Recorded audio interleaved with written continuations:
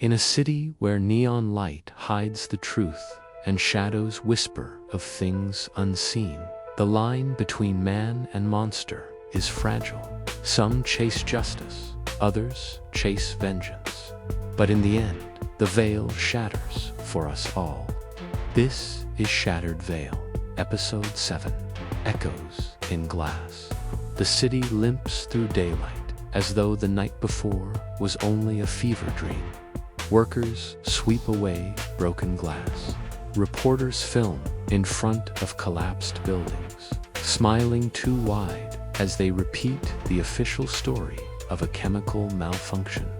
Children play in alleys still stained with shadow. Life pretends it is normal, but the sky still bears faint scars, thin cracks of violet light that pulse if stared at too long. Kaien doesn't bother pretending. He walks with Rin through the hushed morning streets, revolver heavy at his side, guilt heavier still. Rin's steps drag, her sight dimmed after forcing back the rift.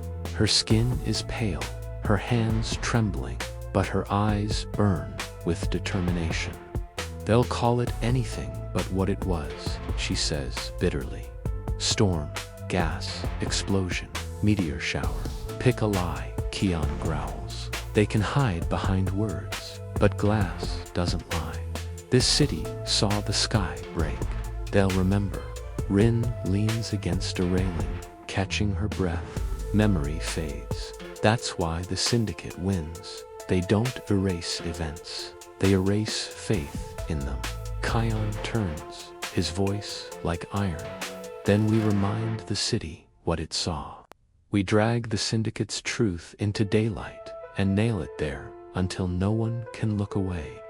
Rin studies him for a long moment. And Aya, is she daylight or shadow? Kaien doesn't answer. He pulls the photo of his sister from his coat pocket and stares at it like a wound. That evening, they meet Mara again near the church ruins. The girl clutches a loaf of bread wrapped in old newspaper, her eyes darting nervously. You should have left the city, Rin says gently. Mara shakes her head. Leave and go where? The masks don't care where you run. I stayed close because I thought maybe you'd come back. She thrusts the bread into Rin's hands. Eat. You both look like ghosts. Kaien kneels, looking her straight in the eyes. You told us the Syndicate returned here once. Did they say anything else? Mara shivers. They said the glass was still singing. They came to listen. They pressed their ears to the shards, like they were waiting for a voice. Rin frowns. Glass remembers. Fire imprints. If the Syndicate is listening to ruins, it's because something speaks from the other side. Kaien rises, grim. Then we listen to... That night, Kaien and Rin return to the ruins of the church. Moonlight spills across the broken glass, scattered on the floor. Kaien kneels, picking up a shard. It hums faintly in his hand, like the vibration of a struck string. Rin closes her eyes, her sight stirring. Voices, she whispers, not human. Fragments of screams. Please. Shadows pressed into the glass when the fire took them. The shard grows warm. A whisper fills Kien's ears, faint but unmistakable. Kaien. His breath catches Aya. The whisper fades, leaving only silence. Rin grabs his arm, alarmed. Don't listen too long. The veil twists memory. It makes echoes into bait. But Kaien clutches the shard tighter. It was her. I know her voice. Before Rin can reply, the air in the church grows cold. Shadows stir. The shards of glass rise from the floor, floating in the air, spinning like a storm of knives. Remnant, Rin hisses. But this one is different. It has form, clarity. A figure made of glass shards, fused together, eyes glowing violet from empty sockets. It speaks in a dozen voices, layered together. You trespass on memory. Memory is ours. The shards shriek forward. Kaien fires, bullets shattering pieces of the construct. But the shards reform. Rin scatters powder, creating circles of light to slow its advance. We can't destroy it, she cries. It's tied to the fire, to the screams. We have to calm it.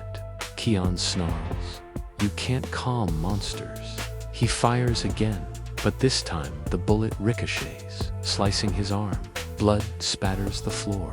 The glass creature pauses, then drinks in the sight of his wound. Rin sees it, realization dawning. It's feeding on pain. That's its anchor. She digs frantically through her satchel.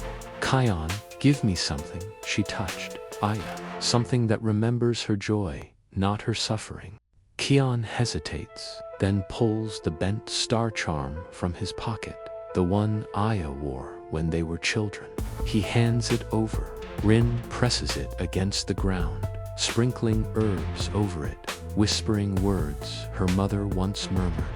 The charm glows, faint gold, warm and human. The glass storm falters, the voices stutter. For a moment, one voice cuts through clear. Kaien, help me. Kaien steps forward, tears burning in his eyes. I'm trying, Aya. I'll tear this city apart to find you. The glass construct shrieks one final time, then shatters into dust. The shards fall silent on the floor. Rin collapses, exhausted. Kaien catches her. You did it, he says softly. She shakes her head. Not me. Her Aya's memory cut through the noise. Kaien stares at the bent charm, glowing faintly in the dark. She's alive. She's reaching for us. The next day, whispers spread through the city. People talk of glass that hummed, of ruins that sang, of shadows too sharp to be just fear. Some laugh it off. Others whisper behind closed doors. But the Syndicate listens most of all. In a lavish chamber lit by fire, masked figures gather around a long table. The fox-masked leader sits at the head, fingers tapping the silver necklace lying before him. Our detective grows bolder, the leader muses. He digs in ash and finds echoes. A masked noble leans forward. Shall we silence him? The leader shakes his head slowly. Not yet. Let him chase the ghost. Every echo leads him deeper into our design. He lifts the necklace, letting it swing. Aya remembers him, but memory is clay, and we are the potters. The room fills with laughter that isn't laughter, a sound too hollow, too sharp, echoing like broken glass. That evening, Kaien and Rin sit in her shop. The air smells of herbs and ash. Kaien cleans his revolver, each movement precise, methodical. Rin watches him, then finally says, what if the echoes were right? What if Aya isn't the same? Kaien doesn't look up. Then I'll remind her who she was, who she is, even if I have to fight her to do it. Rin studies him carefully, and if she doesn't want to be reminded, his hand pauses.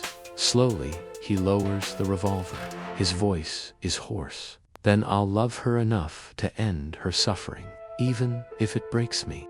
Rin's heart aches at the weight in his words. She looks away, whispering, you carry too much alone. Kaien glances at her, his gaze softer than usual. And you carry too much for someone your age. But maybe that's the only reason we're still standing. They sit in silence, two broken souls clinging to purpose as the city outside hums with lies. Far away, Mara sits by the church ruins, humming softly to herself. A shard of glass lies in her lap. She tilts her head, listening. Her expression shifts, fear flickering across her face. Slowly, she whispers, I hear you. The shard glows, faintly violet. Thank you for watching Shattered Veil. If this chapter drew you deeper into the mystery, please like the video, subscribe to the channel, and share your thoughts in the comments. The echoes are growing louder, and not all voices belong to the living. Stay tuned for episode 8, The Woman in Red.